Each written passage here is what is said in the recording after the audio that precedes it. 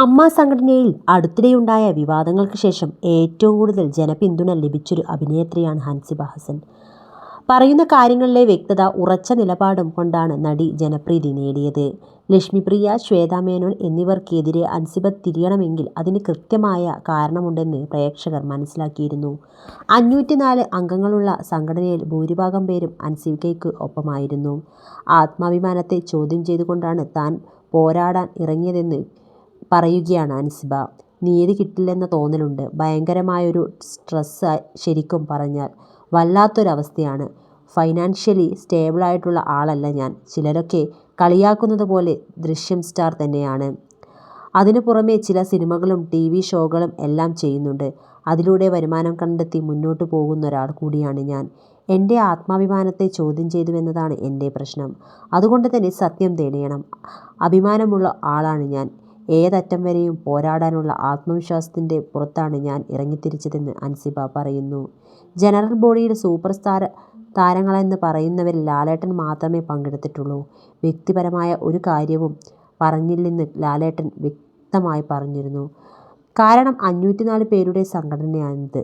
ഭൂരിഭാഗം പറയുന്നത് ഒപ്പമാണ് നിൽക്കുകയെന്ന് പറഞ്ഞു. ജനറൽ ബോഡി എന്തു പറയുന്നുവോ അതിനോടൊപ്പം നിൽക്കുമെന്ന് ലാലേട്ടൻ വ്യക്തമായി പറഞ്ഞു.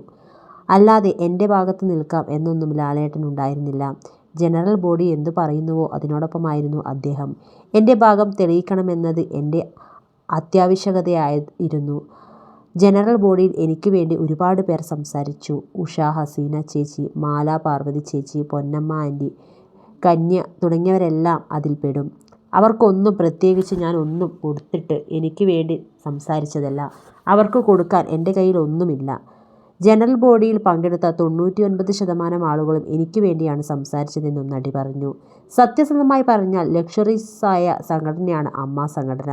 ഇത്രയും ആസ്തിയുള്ള സംഘടനയിൽ ഇന്ത്യൻ സിനിമയിൽ തന്നെ ഉണ്ടാവില്ല. പുറത്തെ ആളുകൾ ഐക്യമില്ലെന്ന് പറഞ്ഞാലും മറ്റു ഭാഷകളേതുമായി താരതമ്യം ചെയ്തു നോക്കുമ്പോൾ ഇത്രയും ഐക്യമുള്ള വേറൊരു സംഘടനയും ഇന്ത്യൻ സിനിമയിലില്ല. വളരെ ഈസിയായി സ്മൂത്തായി കൊണ്ടുപോകാൻ പറ്റുന്ന ഒരു സംഘടനയാണ് അമ്മ. കുറച്ചുനാൾ പ്രവർത്തിച്ചതിലൂടെ ഞാൻ മനസ്സിലാക്കിയ കാര്യമാണ് ഇതെല്ലാം. ദിവസവും ഒരുപാട് ആക്ടിവിറ്റി നടക്കുന്ന സംഘടനയുമല്ല.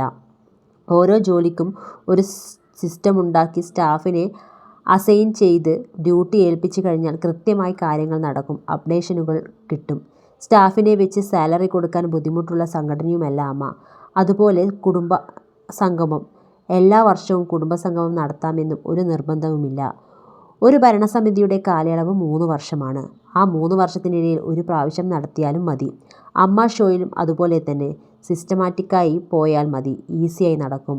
മുമ്പും പലതവണ ചെയ്ത് ശീലമുള്ളതാണല്ലോ. പിന്നെ എന്താണ് അവിടെ പ്രശ്നമെന്ന് എനിക്ക് മനസ്സിലാവുന്നില്ല. എല്ലാം ഈസിയായി ചെയ്യാനുള്ള എല്ലാ ഘടകങ്ങളുമുള്ള സംഘടനയാണ്. ആസ്ഥാന മന്ദിരം അടക്കമുണ്ടെന്നും ഇത്രയും വർഷം അമ്മ സംഘടനയിൽ പ്രവർത്തിച്ചപ്പോഴുള്ള അനുഭവം പങ്കിട്ട് താരം പറഞ്ഞു.